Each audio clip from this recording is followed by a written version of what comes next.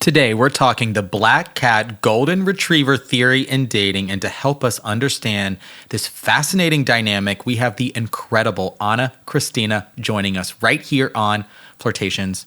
Anna is the creator of the viral black cat golden retriever theory on TikTok and founder of the Black Cat Academy. And coming up, Anna breaks down what it means to be a black cat with her 3 principles of black cat energy, shares how the dynamics of the black cat and golden retriever play out in dating and how you can be the ultimate black cat and find your golden retriever, honey. I won't dangle this string in front of you anymore, kitty cat. Let's go.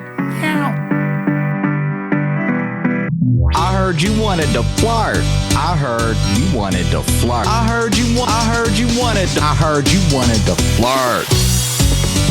Hello, my name is Benjamin. I'm the flirt coach and a gay Libra. Everyone has an inner flirt. Hey, flirty. Live, laugh, flirt.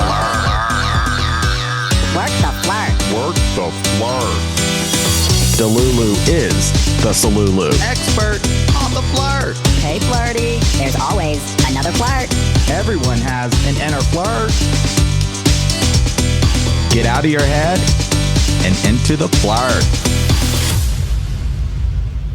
Flirties, have we got quite a show for you today? On this episode of Flirtations is Anna Kristina, creator of the viral Black Cat dating theory, here to tell us everything. Anna Kristina, welcome. Hello. I am thrilled to have you on the show today, and a little bit like my heart is racing because this is quite like I get a lot of questions about this. And Oh, really? yes, but the bona fide expert on the show today, Flirtations really Here. came through. Yeah. Flirtstagram, Flirt Talk came through. Tons of questions for you. But first things first, if you could share a little bit more about yourself and your story, how you got started doing this. Yes. Thank you so much for having me, first of all. So some of you might already know me. Some of you who don't know me, a little bit background about myself. I go by Anna Kristina. And I've built a community of over 500,000 women on TikTok within less than half a year because of this black cat theory, which we get back into later. But basically, I explain everything about relationship dynamics, and it's like an archetype of, the femme fatale, the dream girl versus the loyal golden retriever. And it took off, and it's got me like international newspaper articles and everything. I think people really relate to it. Women can really relate to it, either being the black cat, either being the loyal golden retriever. And while it's so simplified, it's something people can really relate to. And nowadays, we throw around with all these expert things like anxious attachment, avoidant attachment. We tend to overcomplicate things. And I was like, you know what? I just want to break it down and make it simple. So that's kind of where this dynamic derived from. But that's a little bit about myself. I'm originally from Germany, because you might hear an accent for everybody listening to this. So I'm originally from Germany, but then people say, oh, your English is quite good. And it's because I moved overseas by myself with 18 to Australia. And I guess that's all about also black cat energy. I learned along the journey of traveling by myself, being a woman, an immigrant all by myself, not having much contact to my family, not having a partner or man I could rely on. I really understood principles and methodologies in terms of psychological just ways how to get ahead in life as a woman. Yeah. And I learned that it's very important as a woman to build yourself, be self-reliant, be self-sufficient, and then therefore attract a healthy man into your life, right? And I can't wait to share more on this. You can probably already tell I'm very passionate about it. Yeah. But I think that's a little background for me. Yeah. So good. And congratulations on building your community in such a short span of time. It's like, it is Thank you. not easy. It takes Oh my God. consistency and Girl, hard work. I know. But also sharing things that are relatable and like people get, and they want to learn more. They want to understand more. They see themselves in what you're saying. And it's that point of connection that I talk about a lot in my content with flirting. And so the way you've not just been able to grow, but connect with people from all over the world is So It's special. beautiful. I know. Yeah. I really love it. I also am a mindset coach. So I'm Mm. coaching people or women one-on-one, and they're coming from all over the world, like US, Australia, Europe, Yeah. Mexico. And it's really, really lovely. But at the same time, I think, growing on social media, not that this is about business or social media advice, Hmm. but I think even as a woman on social media in general, embodying black hat energy is all about being fearless and not being afraid to be perceived, right? And that's one Yeah. of the tools I utilize the most. And, while it's really flattering and beautiful at times, and now I've got this community, it was so controversial at times, and people Mm. also hated it. It's funny how this black cat energy and golden retriever dynamic or energy also is represented in other areas in your life, like whether that's on social media and how you show up, whether in friendship groups or Hmm. in workspaces. So, Hmm. yeah, that's also, coming out in different areas in your life, I guess. But yeah. You're absolutely right. It's like if you kind of just play the middle ground, you don't have a firm point of view. It's like then how can people really relate and connect to you if you're sort of you're playing both sides, you're on both sides of the fence. And this is something that I've struggled with too, where it's like with this notion of being perceived, right? Wanting to be liked. Well, it's like at the end of the day, I have to be me, and like you have to be you, and like that is ultimately. That's black cat energy. A Do you big know part what? of it. Yes. But do you know what's such a paradox too? Sometimes we create this false version of ourselves to be Mm, perceived as someone we think people prefer, right? yeah. We have this mask on, which then people might sometimes actually like that version we have created because we fit in better, we're more convenient, we're more comfortable, we're pleasing them. Yeah. But that leaves us, even though we think we're doing this to be more social and for people to like us, in reality, it leaves us so empty and lonely because you get home at the end of the day from your date, from your relationship, from whatever it is, from your partner or your girlfriends, and you think, oh my God, another day of faking who I truly am and suppressing my needs and suppressing my desires so I don't rattle any feathers and people like me. So it's really a choice you have to make, right? And again, black cat or golden retriever, it's a choice. It's all a mindset. And I guess we explore further into this episode what that looks like, how you can embody it and everything. But it's not rocket science. It's honestly a commitment to showing up for yourself unapologetically and authentically in a world that's very much filtered, unfortunately, nowadays, right? And staying on your own path, not bending over backwards for everyone. Yes. So, yeah. And I stand behind it, and I really am passionate about teaching it to women because it's important for us, for anyone, whether man or woman, but I think especially women that are growing up in a society made by and for men. So to fit in, we were always conditioned to be a little bit submissive and fit in. So it's time to turn that around. Hanging on every word. This is me I'm just listening intently. So let's get right into the I think the question I have for you now and you talk about this on your podcast, Be Smart, Play Dumb. Congratulations with the podcast, by the way. Thank you. I love it. I've been listening. It's really, really good. I want to ask you now about the 3 principles of black cat energy. It all starts with emotional supremacy, right? You want to be able to hold your own as a woman, to not be anxiously attached and always needing your emotional cup filled by someone else. You know how to handle your emotions and you know how to take responsibility for them. This can look like, being married, being in a relationship, maybe feeling not so good about yourself because you've got maybe stress going on at work. But you know how to handle that stress. You're not suppressing it or unconsciously projecting it onto your man, because unfortunately a lot of women do. They come home by the end of the day and then they unload on their partner and they become naggy or a little bit more stressed because they're already agitated from maybe work or having stress in the family systems, whatever. They tell their man off and get super maybe annoyed by him not bringing out the garbage or him not doing this, which of course, ladies, it's a pain in the ass if your man doesn't help you around the household. It's not about that, but it's about how you handle it. So I think that's important for every black cat out there. Principle number 1, to handle your emotions, not only in that relationship dynamic, but regardless if you're single or married or in a relationship, that you feel internally, what am I feeling? What am I noticing? My own misery, my own unhappiness is 100% my own responsibility. And I can't project it onto someone else. So that is important. but also even that own happiness and fulfillment, that you can't lean on someone else emotionally, because you can flip it on its head, right? When I say you need to take responsibility for your own unhappiness, don't leash out on your partner, the same goes for the other way around. You love your partner, he's amazing with you, he compliments you, he tells you, I love you, whatever. Don't lean on his confirmation and approval and validation to be whole as a person and feel good about yourself. Because the moment you do, and then he breaks up with you or cheats on you and leaves you, your life crumbles because you never actually felt truly good about yourself. Your entire self-love and confidence was external, built by someone, a man, that has so much emotional power over you. So emotional supremacy is in two elements: handling your own emotions and your own well-being, recognizing it's your responsibility to fix it, and then also, again, a little bit an anxious attachment, that when your man isn't around, or he's not there to constantly approve to you how amazing you are and gives you compliments and verbally, emotionally commits to you, you can be okay with that, right? You don't need to constantly hear about his emotions, how he feels about you. And some women even provocated. Oh, what's that word?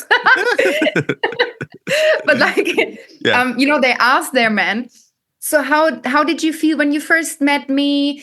Do you really love me? Like, I didn't hear that from you today. Or like, what makes me better than your ex-girlfriend?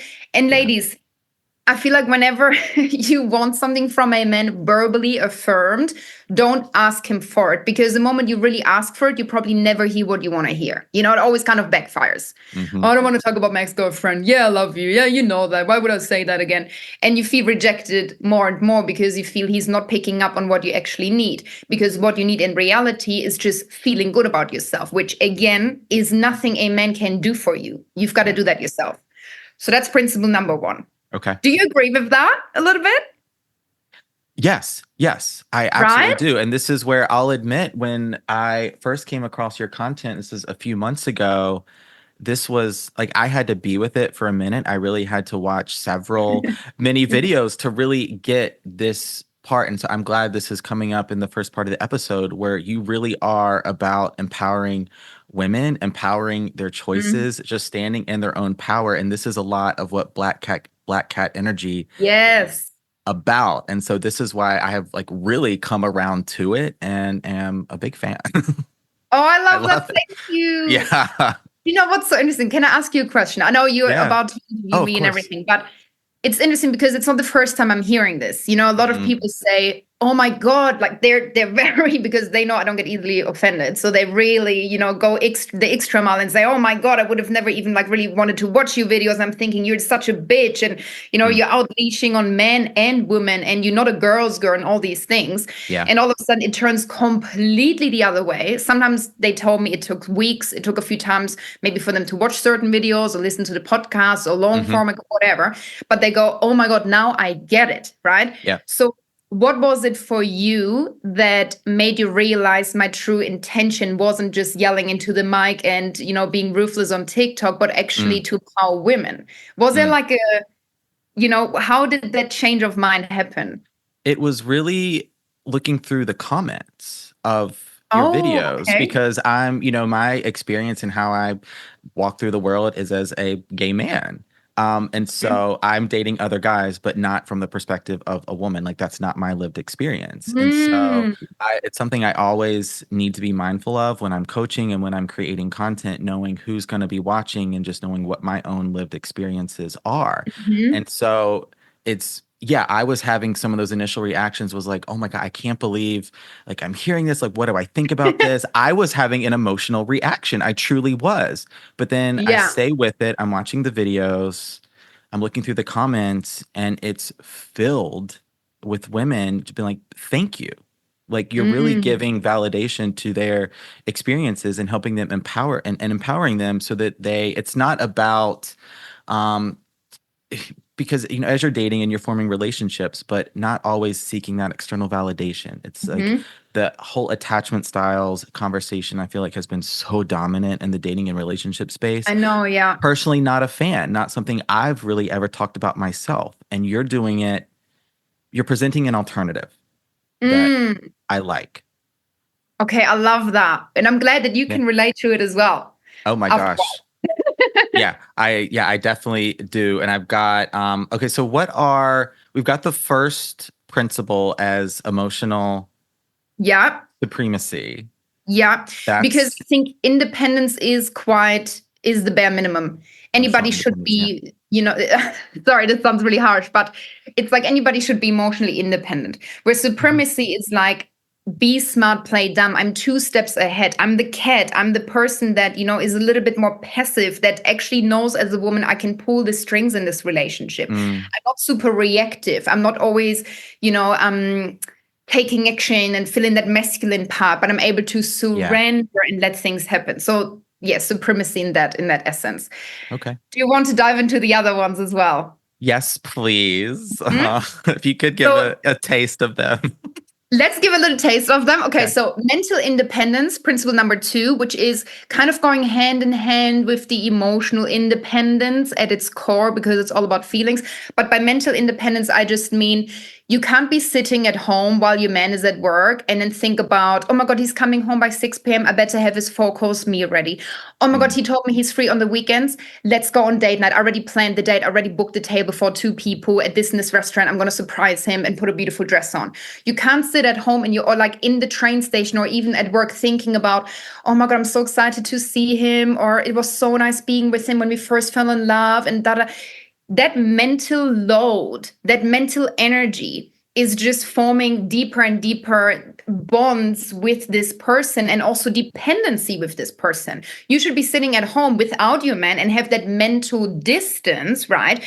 And mental independence, that you think about, hey, I'm free on the weekend. My man has not made plans with me yet because he's busy, right? Okay. But the girls called me and they want to go out to the bar where we used to meet up in high school. Perfect. I'm going to agree to this and say yes, because that's what we used to do. And I'm taking myself, I'm prioritizing my needs, and my mental energy is going into me and my schedule and my life. And because I haven't heard from him after work doesn't mean that I'm going to cook the 4-course meal for him and sit there readily available and plan this. This is a huge mental load. Like, some women really take on so many responsibilities you need to think of, that they say, I feel so drained. I'm doing everything for him. It's so stressful in this relationship.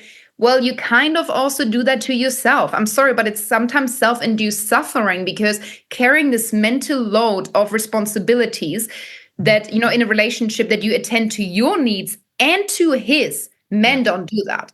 I've never really seen a man that's like, because I've been coaching men before as well, like a year ago in different situations, but I've never really sat with a man that says, oh, Anna, I'm just so overwhelmed. I'm doing so much for her, like, oh my God, it's just so much. But it's always women that are drained, because we tend to then overcompensate emotionally and mentally. So to protect yourself from that and become that black cat, it's to stay subliminal emotionally and mentally independent, right? Yeah. There's obviously more to this, but I'll try keep it short. Then I'm such a talker. I don't know if you could tell, but I could go on forever. I mean, it's so good. It's like, and this is because we're getting into this part here, and then more questions coming. Of course, the deeper dive is your content and your podcast. And so I'll have all that linked, of course. So then principle number 3 is financial independence. I don't know if you've listened to that podcast episode. There's also a little bit of a sad story where I was like, oh my God, this is emotional, where I'm revealing about how, like, I kind of made myself or created myself in this world because, I never had handouts. I came from a small family in Germany, had no good relationship with them, moved overseas with 18 as an immigrant, not speaking the language as my first language. And I really had not much money to my name. And I had multiple opportunities when I was with long-term partners where they said, I'll just wife you up and we just settle down and you need to quit your job. So many times I've heard from men, you need to quit your job. I just want you to not stress and be at home and da-da-da. While that was flattering, and a lot of women think, oh my God, he wants to be my provider and take care of me, I also knew it's going to give this man a lot of power over me. And my dignity and self-respect for being so independent my entire life, I didn't want to give that to him, to ask him for certain money or allowances or whatever. So I always kindly declined. And in the end of the day, it made me the person I am today. And I've got a successful business and everything. So it's good. Yeah. But basically, the next principle is financial independence. Always make sure you have your own money. Always make sure you have your own paycheck, because if this man does something you don't want, you know you could walk away from him. And I think men really respect women that can walk away from them. Men want women who don't necessarily need them, right? So having your own resources and being self-sufficient, you can always walk away from a man. Even, I've been somebody, I've cleaned toilets before, I've been a dishwasher, I've done the absolute worst jobs before, but I knew that makes me self-sufficient and it gives me financial, mental, emotional leverage in the relationship. Because I think as a woman, it's very important to be respected, that when you set boundaries, being able to withdraw your existence, your time and presence with a man, even when you live together, even when you're married, that you sometimes, use that and withdraw a little bit from him so he recognizes how much he loves you, how much he misses you, or how much he fucked up in your absence. However, you can't go absent and withdraw if you have no resources or privileges to do that, right? So you need to have your own paycheck. And when you're married, at least also, when you stay at home wife, make sure that certain things are in your name, that you know about every single asset he has, his paycheck. Because I've heard stories where a man has an affair and then open a second bank account with the affair he's having to finance her the entire life. And God knows, it's not that I'm coming on here and I'm really bold in what I say because I just think that's the right thing to say and that's just my methodology. I've been collecting evidence from women, real life people over the last 4 years, where I've been coaching one-on-one that further proves these points and are the foundation of my methodology, right? Yeah. So that's the other principle. And I mean, they're all important. This is probably the one that stands out to me is financial independence. Yes, you like that? Oh my gosh, I'm obsessed with this one. Yeah, you become financially dependent on a man. Your power, the dynamics, it's completely shifted. 100%. It's 100%. Yeah. And I think the point I want to make is also it's so important to not only think when a man, because I'm hearing this in my coaching too, no, just stay at home, I'll pay for you. And it's kind of like this trend as well that everybody wants a provider man.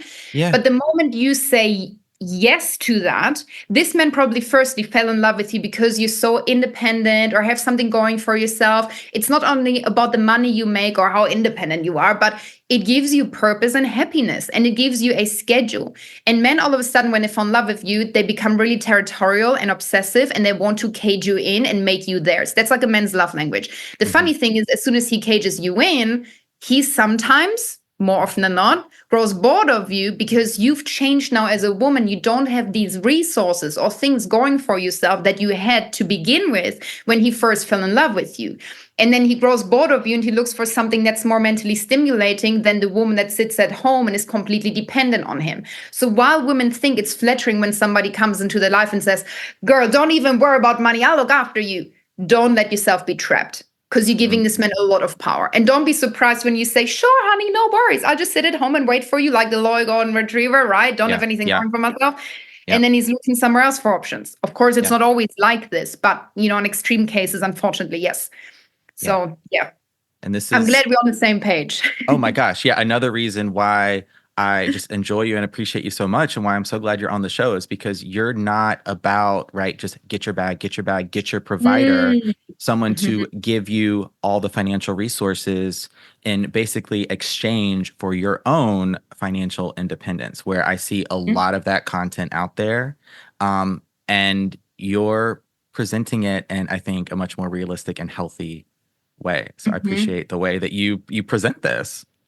I guess one doesn't cancel out the other. While I speak everything into reality, what I've just explained, I think you can still be with the provider man. He can still pay for things. He can still pay for dinner. Maybe he can look after rent. Maybe he can give you all the handbags. Maybe he can spoil you, whatever, but still have your own paycheck. It can coexist, right? Or you could be a stay-at-home wife and, he's looking after you financially and you don't really want to go back into the workforce because you have children. Okay, maybe you have spare time to start an online business. Maybe you can do videos on TikTok, whatever it is. Don't give up on your own aspirations and dreams. It's something that is so important for women. And this whole narrative that's been really big online with the whole, just get a sugar daddy.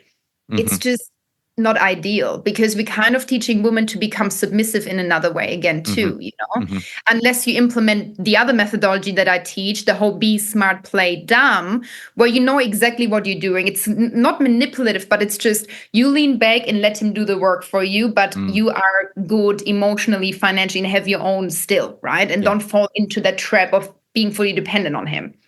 But yeah, I'm glad you understand my principles and also agree. Yeah, and this is such a good, I think, transition to the next part of the interview. And I have some questions here about the black cat golden retriever dynamics in early dating. Specifically, this question came from Flirtstagram. And what do these dynamics look like between the black cat and golden retriever in the early phase of dating? To be honest, it's so simple that it's not only in the early stages of dating, it's all the way through to relationships. And I truly think it's also good in marriage because the woman needs to stay the black cat, okay? And this dynamic between black cat, golden retriever shouldn't ever really change much. But the black cat is being chased and the golden retriever is chasing her. And the person just a little less dependent on the other person, on the outcome of the relationship, is the black cat. Because they're just on the pedestal, they're self-sufficient, they're not bending over backwards for everybody, and they know that they can surrender and be less reactive, not submissive, but passive, less reactive, and the golden retriever is the one doing everything.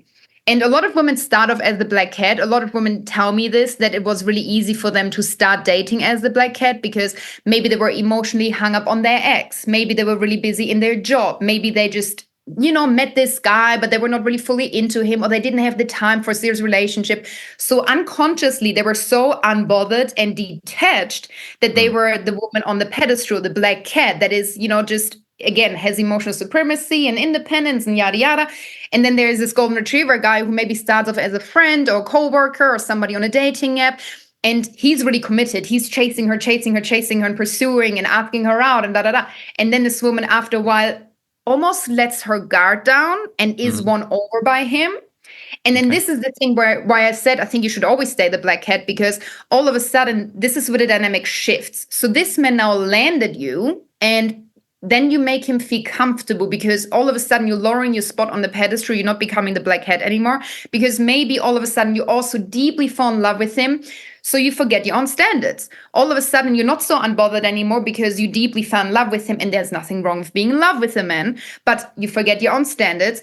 You forget, your own hobbies, your own schedule. You're maybe letting him get away with a little bit of shit, right? You're a little bit more forgiving because he's your man now and you love him so much. And all of a sudden, next thing you know, you're moving in with him and you're cooking and cleaning, doing all these wifey duties, right? And then he distances himself more because I think men are very scared of women changing and women not being the woman anymore they once fell in love with. And it's not about looks or anything, superficial elements, but energetically, that all of a sudden the woman that was the dream girl for them, the woman that was so challenging to win over, the black cat, how can I land her? And then I landed her. It feels so rewarding. But that feeling is going to slide, and that spark and chemistry is going to sort of slip away. And the woman thinks, I'm doing everything. Why am I the one always doing everything? And then again, you're the golden retriever finding yourself miserable in the shell of a human because you're overcompensating, and it triggers your anxiety as well. And then from there, when people don't watch my coaching or my TikTok and they don't have the solutions, they spiral further. Because then women go, oh my God, we're falling apart, we're breaking apart. You know what? Let me fix this relationship. Let me cook him instead of the 4-course meal, even his favorite bakery stuff or dessert, or let me surprise him with a date night. So then you go further and further into his direction. You're literally breathing into this man's neck, and he's the black cat now because he's less dependent on that relationship. You're not the prize to him anymore. He's already won you over, and you've proven to him over and over again in your actions and your golden retriever chasing that you're always right there. He could do anything and you're always right there. So I guess that's to break it easily down. The black cat gets chased, the golden retriever chases. And this dynamic, I think, is the most healthy for both elements, by the way. I think that men, a healthy green flag man, wants to be the golden retriever. And a lot of men, even in my friendship groups, my men included, they happily admit to that. I love being a golden retriever. There's so many men that say, I just love being that golden retriever to my woman. I'm proud of that. I love that she is the prize and the black cat, that woman on the pedestal. And I'm admiring that and supportive of that. And I want to attend to her needs because that's the healthy masculine energy, right? Wanting to do things for you, not competing, not wanting to be served, but just happily attending to a woman's needs. So that's basically broken it down. Yeah. So good. And I have a question now about this chase aspect. And so the question is like, how can a flirty stay in their black cat energy when it's like the chase dynamics start to fall off a little bit? Like you alluded to that and what you just shared, but it's like when maybe your anxiety starts to take over. And so now you're shifting into that golden retriever mode. And so how can you sort of manage your standards, your boundaries, right? Stay true to you and date and stay in your black cat energy. Yeah. So I think it starts with that mental detachment that, for example, when he's not with you, because you're dating and you feel it slip and yada, yada, and you fall deeper and deeper in love. But when he's not with you, be really present with yourself. Women do this. We sit at home or before we go to bed, or when we shower, like we think of this man and we think, oh my God, the date was so nice and that. And a little bit of daydreaming is healthy, but don't all of a sudden think about all this future planning and all the things you want to do for him and everything. Pull yourself back, like really stay present with yourself, because the more you also engage in this mental dependence and daydreaming and being fantasizing about him and everything, the more you're giving your power away and you're already automatically slipping into that golden retriever role because you're more dependent on him and you're lifting him up on that pedestal. It is, that's the way it is. I don't think men really like daydream all that much and sit there and love fantasizing and really, allowing themselves to feel all these butterflies. I don't think really men do that. I mean, I'm not a man, but from things that I've heard. So pull yourself back to the present moment and mentally detach, period. As soon as you think, oh my God, that was so nice. Okay, it was nice, girl. No way now or no reason to now dig deeper and really think about every possible scenario. And, so pull yourself out of that. And then also have non-negotiables. This is so important. Have non-negotiables in your routine. This could be your well-being routine. This could be your weekly Pilates. This could be your girls that you see every Friday because it's important to you and fills your cup. You need non-negotiables in your routine that no matter how much you love this man and he calls you up, hey, babe, I know you just finished work. I'm in the city. I want to see you. I know it's a last minute dinner date, but I love you. I want to see you. And do you have time? When you already have plans to see maybe your mom is in town or maybe with the girls, don't just cancel on people that you love and respect last minute just to be with your man. And I know some of you might be listening and think, well, that's, a given, but I don't think it is. Some women truly make up little excuses with their girls or maybe the Pilates coach or maybe at work or whatever, just to see their man. And that's where it starts. All of a sudden, you're just kind of letting this man know that you value him more than you value yourself. Another thing that women do is sharing their friends' secrets with a man, and this all adds to that anxiety, by the way. So I'm just kind of giving symptoms. But womanhood, first of all, womanhood and girlhood is something so freaking special, right? It's something women come together when we share stories. We sit together around a table, we look each other in the eye, and we sit for 5 hours, open a bottle of champagne, and we talk about our deepest childhood traumas. Men sit together, socialize. They don't sit around each other. They sit next to each other. They don't even look at each other, and then they throw a fishing rod into the lake or watch footy. So I mean, no judgment. No judgment. There's nothing wrong with that. But, and I also think that men really value women that have good female friendships. And I think they really respect it. So when you as a woman now love your man so much and, you just have such good humor and he's becoming your best friend, everything's fine with that. But don't betray your girlfriends and don't tell him all the things you've been going on in your friendship group, because it raises him again on that pedestal. You're giving your power away because you're letting him know you're happily betraying a friend for him. Therefore, you value him more than your girlfriends, right? Or even yourself, your own dignity and self-respect. So it's all these little tiny things that we communicate that he's maybe a little more important to our life and our existence than it is to ourselves. So mental detachment, don't betray your friends, have non-negotiables in your daily or weekly routine that you can stick to, that no matter if he's rocking up with flowers at your doorstep and wants to take you out, but your non-negotiable Pilates event or whatever it is still happening that evening, you are going to that Pilates event, So I think that is something we could utilize for women, the flirties listening, to stick to and really prioritize that. If it's still a little overwhelming to you listening, you can also do a little journal entry about it. I love recommending this. You might have listened to this also in my podcast, where you just reflect with yourself and really think about, in my case, okay, what does Anna like doing without her man in her life? What's something that I really enjoy? What are the things that I'm curious about? And then write these things out and then create like a non-negotiable list to that, that you can attend to. Keep yourself a busy schedule. Yeah. It will even further make him your golden retriever because he will respect you so much more. Whenever a man comes around and wants a last minute date or calls you and wants to see you spontaneously and you say yes, he knows he's got you wrapped around his little finger because you jump when he says jump, right? You're a little dependent on him. When you say no, I need to do some gardening, he's going to think, gardening?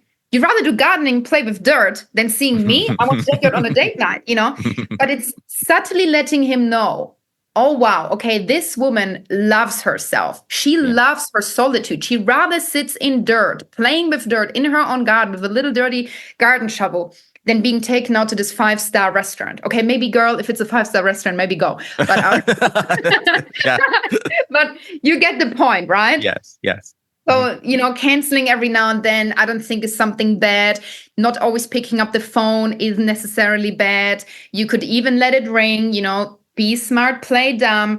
You could see the phone ring and not answer it. And then maybe 5 minutes later, you call back. Hey, I'm so busy. Sorry, but I saw you. I missed your call. What's up? Checking in with you. So it's not about strategies and games, whatever. To me, this comes naturally because I'm genuinely a busy woman. And then I translate these methodologies that I know work into, maybe don't always pick up the phone. Maybe don't always text back. Another thing, sorry, I'm on a rant, ladies. Yes, go for it, please. Don't verbally affirm your emotions to him all the time, especially, when, like in your question, when you feel that anxiety and everything, we tend to then overcompensate not only in our actions, but also in text message format, where it's like you're sitting at home, again, mentally dependent, unfortunately, thinking, oh my God, I just love this man so much. I've never had this with anyone else. Oh my God, he's working so hard and he's going through such a hard time. I better tell him. He really deserves to hear how much I care for him. It's going to make him so happy. And this is the reason why men just sometimes send a thumbs up or okay to like your paragraph. Because I truly don't think men biologically, psychologically work the way women do. I don't think he looks at the message and thinks, oh my God, wow, amazing. Maybe in 2% of the cases when it's a long-term relationship in marriage and the woman out of nowhere drops this beautiful paragraph of, hey, I love you. I love doing life with you. But if you're just dating and you're doing that, you're giving your emotional commitment to him on a silver tray, and he's not going to really value or respect it. So drip feed your emotional commitment to him. Don't always tell him, I don't care how much you love him, but don't always tell him, I love you, you're so amazing. You can compliment a man and build a man in a more feminine way, which is still very black catty, by, for example, telling him how much you appreciate when he takes you out to dinner, or how handsome his clothes are, or how amazing he is at, his work and successful, or whatever. Like, float his boat, right? Kiss his ego, but don't give away your emotion. Sometimes we don't even know how to compliment a man anymore because all we know is how to say, I love you, you're the man of my dreams. And that makes you look a little desperate. And then he doesn't need to earn it anymore. Men went to war for women telling them, I love you. Men would die for women back in the day. The knight on the white horse coming to save you. It's because all these women where these men would go to war for were somewhat challenging. They were not easily won over. So that's what you need to have as a mindset. I need to still embody that energy of being on that pedestal. The emotional commitment I give to a man as a woman is your biggest power and leverage, and the last poker card in the game of dating that you want to pull. Because as soon as you do, let's say you're dating, there's no title on it, you diffuse the chase. Now it's not so interesting anymore to him. Now it's like, oh, well, that was easy. On to the next, Yeah. So I guess that's important. Okay. Okay. Such good context. I have you are so much fun and so interesting. I'm like just loving this conversation. Because I'm Thank learning a you. I lot. love that. Yeah, I'm learning so much myself. And now I have a question now about the black cat golden retriever dynamics and how they maybe translate to queer relationships. There's a lot of gay guys that are going to be listening to this episode, and Mhm. also for the straight guys dating black Oh, cats yeah. listening to this episode as well, how they can show up as the golden retriever and and date their black cat. To be honest, you know what? I think, I mean, with gay couples, let's park that because I also have questions for you, and that's Oh, very okay. interesting. Okay. With straight men, because I feel like that's more where I can relate to or things I've seen happening psychologically. The question as to how they can become the golden retriever or how they can embody that, I truly think for any man who healed their childhood trauma and Mm, is somewhat self-aware and somewhat healthy, it is a given. It comes naturally to them. And yeah. luckily enough, even though a lot of people think I'm bitter and I've been through horrible divorces or breakups, which is not true, I've always had amazing men. I have an amazing father who set a very high standard as to who I want to date in the future. Mm, But yeah, I had always men in my life that I knew were healthy and that want to do things for me, right? And I've seen this in other relationships, couples, and marriages that the man, if he truly loves you, wants to do things for you. He wants to cater to your needs. He wants to reach out. He's making an effort. He loves to bring you flowers, you know? Maybe every now and then we need to be reminded. No, they need to be reminded of what you enjoy, you know, like mm, maybe dropping hints that you would like some flowers. But instead of telling him, I want flowers, I would be smart and play dumb. And whenever you see the type of flowers that you like, I would be really yeah. specific, by the way, because, you know, roses or, you know, I don't know, sunflowers. I would be really specific about the type of flowers that you want. And whenever you see it and it comes up in a movie, or whenever you're with your man and you're walking through the streets and there's that type of flower, or it's painted on the wall in a restaurant, that type of flower, point it out and tell Mhm. him how much you adore these flowers. You need to drip feed them information. This is my whole be smart, play dumb methodology, because anybody could be reactive, which is quite a masculine energy. You should do this. You should get me flowers. I want flowers. Why not giving me flowers? And again, you don't get out of him what you want by giving him orders and asking him for it, because he feels like he's emasculated, and the thrill and joy of providing something for you, Mm, which is natural for him, yeah. is all of a sudden being taken away, and it's not his idea anymore, right? So I would always point out these flowers and say how much they make you happy. And, you know, a man who loves you wants to see you happy. So now all of a sudden the meth is actually, in fact, mething. And Mhm. next time he's walking through the street, you get me, right? Yes, And yes. so next time he's walking through the streets and you're not around and he sees that type of flower, you've been so specific about the color and the way they smell and the way you had them as a little child because your grandma always gave them to you. And he's going to think, oh my God, that's the type of flower she loves. What a coincidence, right here at the flower shop. I better bring them to her. And then Mhm. boom, he's got the flower. You can use this template, by the way, for everyone listening, for handbags, maybe even money, maybe even something you're saving on, right? Uh-huh. But it's feeling like a reward to him because now you're genuinely happy when he brings these flowers. He does not feel emasculated. He feels like rewarded because he thinks, man, I'm that guy. You know, I know what makes her happy. No one can serve that woman like I can. Mhm. So he feels like the testosterone fueled white knight on the white horse, right? Yeah. But yeah, I forgot the context of the question. Oh, no, I was asking about for the guys listening that are out there dating. Oh, Because yes, there yes, are, yes. believe it or not, some straight guy flirties that are that are tuning I in. love Yeah. that. And so they're out there dating and I get questions from them. And so I wanted to address, offer them some support here too. And Yes. I agree with what you were saying. I was like, the guy who has done some healing, who is not dating solely from the place of his ego about what can this person get me, or just, having, he's transcended the ego a little bit. He's Mhm. self-aware. It's very natural, I think, an innate desire of a guy to be that provider because he knows that he's a stronger individual when he's in a relationship and he has the black cat by his side. It's not about this competition. Yes. It's not about this tit for No. tat, right? He knows he's better. He's a Yes. stronger person. And Yeah. I guess, you know what? I forgot something because I did reply mostly from the woman's perspective. For any straight man listening to this who wants to attend to your woman's needs more, Mm, I guess women still love being asked as to how you could serve her, right? Sometimes maybe women, we're on our period, we're hormonal. We also, while I'm talking about this femme fatale, dream girl energy, and always boss bitch energy, of course, we have a 4-week cycle, hormonal and biologically, we're just wired a little differently.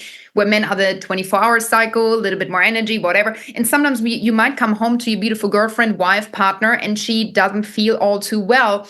And women love being communicated with because we're such verbal beings. That's why women speak for hours, and men, they could be with their best friend Joy fishing, and they've known each other since 20 years in childhood. And then you come home and, your wife asks, well, how was your day with Joy? Tell me. Oh, it was good. Was great. What did you talk about? Nothing. Did you talk? Oh, nothing. They're great. And you're like, oh my God. Yeah. So, if you're a man listening to this and you want to serve your woman, it's truly a woman's love language to just attend to her needs verbally. Hey, baby, what do you need from me? How can I serve you? How can I help here? And also understanding, I think, patience and offering a safe space for your woman to be able to express those needs. Because just as much as I'm telling women off sometimes, don't be controlling of your man, don't tell him what he needs to do, and don't become his mother.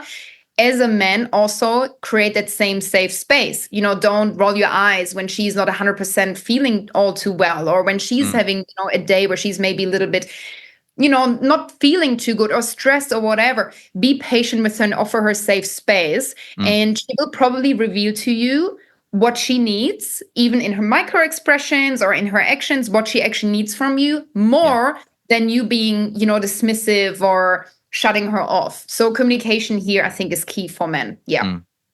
So good. I love that. Yes, this communication piece came into the episode here now, because it's like, it can make all the difference. Yes. So much difference. And I'll say, I think when it comes to queer relationships where you're, two yes, people I wanted to ask. same... I didn't forget. I just want to be respectful because I said, let's park it. But I'm so curious. So let's talk about it. I think still the dynamics hold true. I think you're going to have a black cat and a golden retriever. I think these dynamics still play out even in queer relationships. And what do you think I am? Which one? Do you know what? In queer relationships, it's still sometimes a little bit tricky for me to get a sense. I think, what, personality-wise, I reckon you golden retriever. I think personality-wise, I'm a golden retriever. But in the dynamic, and I don't know your man, but in the dynamic, you are the black cat. I'm the black cat, right? There's different elements that when I meet people as well, in the way they do things, they communicate things, even looking at your Instagram, being able to put yourself out there. There's a lot of... how do you say, it's leadership.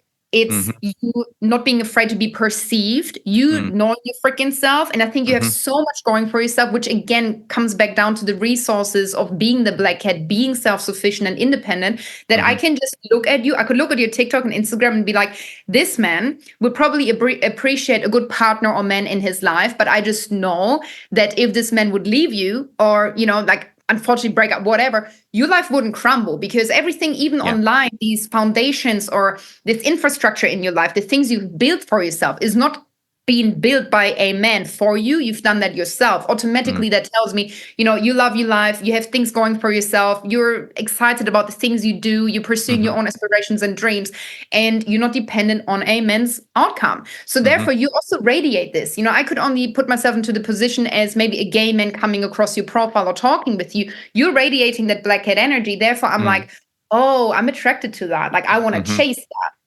You are repelling black cat men or even emotionally unavailable men or men that are in the wounded feminine energy, because you are attracting men because you're so self-sufficient that want to cater to you. And that's the beauty of black cat energy. You don't have to seek anymore, things will come to you because you learned all that mental energy that some women or maybe gay men put into a partner, you're putting it into yourself. And you are an amazing example for that, not only what you've built online, but in general speaking, But what do you think about yourself? What do you feel?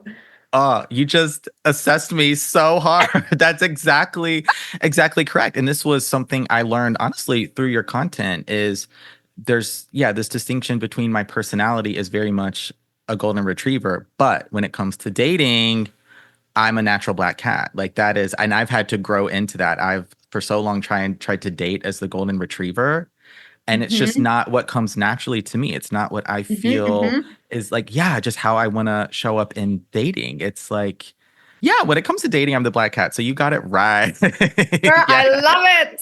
But you Yes. know what? For everyone listening, I just want to point this out because some people, saw my analogy and then they're also like, well, I don't want a golden retriever husband. I want a Doberman or whatever, or the orange Mm, cat or whatever. But, yeah.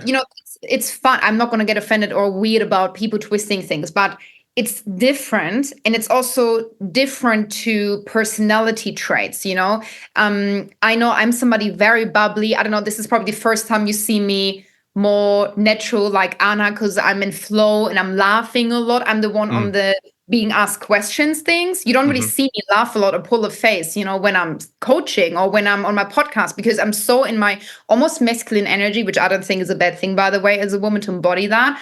Hmm. But so my personality is very much golden retriever vibes. Like I love being funny, I love being humorous, I love going with the flow and just like making friends with people. And I'm very social, I talk to anyone. But Yeah. then at the same time, I'm very cutthroat when it comes to dating and my self-worth, my dignity, and my respect. Mm, And again, I think that's divine femininity and black cat energy, very, very important. But personality traits can be golden retriever or black cat. But the archetypes in the dynamic are very much clear and based more so on psychology, who's chasing and right. who's being chased. And it's divine feminine and divine masculine. So Okay. I hope everybody can understand the difference. Yes. I think that was honestly a fantastic point of conclusion is really the only real, yeah, so many questions, but the one I really wanted to get to is, and we talked about it just now, is can you show up, what if I feel like I'm a golden retriever, maybe with, how I show up online or like with friends or something like that. And so can you embody kind of these two energies? And I think Yes. we talked about So that. well, I guess to make it short, I think to conclude it is, you can be a loving and giving person. You can be the life of the party, and you can always show up at your friend's doorstep at 3 a.m. with a bottle of wine because she's going through a horrible breakup. Mm, But at the same time, you know your worth and you know your schedule and you know that you're not going to be taken advantage of because you teach people the way you want to be treated.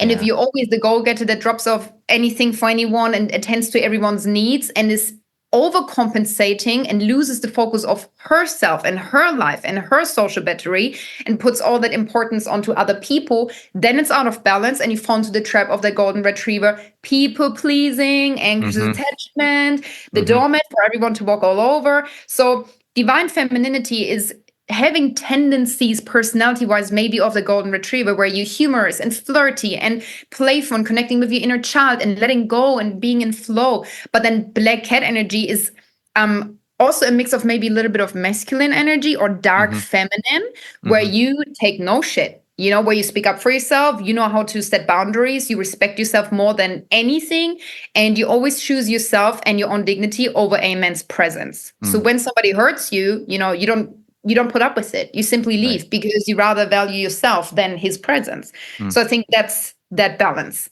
I Oh feel my like there's so gosh. much more we could discuss, but I love it. This has been an incredible episode. My only other question is where the flirties can find you, where you live on the internet, follow and listen to your podcast. yes, my podcast. So my podcast is a Spotify exclusive podcast at the moment, which is called Be Smart, Play Dumb. It landed in 4 international charts in 4 different countries, which I'm really proud Wow. of. By the way, you need to be a guest. Oh, I Period. would love that. I would love it. Yes, please. Come on and We talk need about to do flirting. Yes, we need to do part 2 at some point. Okay. So Oh, I'll email you. I'll be in okay. touch. And Sounds then good. for the flirties, maybe even wanting to see some of my courses, I've got some online courses where I'm teaching my methodologies. There's a lot of presentations, video content, written content, downloadable PDFs, journal prompts, everything. I also do one-on-one coaching, and that is all on my website, which is a link in bio website. So that is linked on my TikTok and my Instagram. And if you live under a rock and you don't know my TikTok handle, it is Anna Krstna. But I'm sure Benjamin will probably link it somewhere Oh below yeah. or podcast description, so there shouldn't be Yep. any worries. Yeah. I will Perfect. have all of that linked in the show notes below. Anna Kristina, thank you. One more thing. One more thing. Yes. One more spoiler for everyone listening. You're the first podcast. You're the first people that are actually hearing this. And it's still somewhat in the works, but I'm working on a Black Cat Academy for all the Black cats, wanting to develop themselves and learn to embody the energy. And while it's a fun name, it's still, rooted in psychological methodologies and coaching methodologies in professional ways. So that's launching next month. Depending on when this podcast is coming out, it might already be up and running. So we shall see. But thank you so much for having me. Wow. Congratulations on everything. Truly an inspiration. Thank you so much for being here today. Oh, thank you.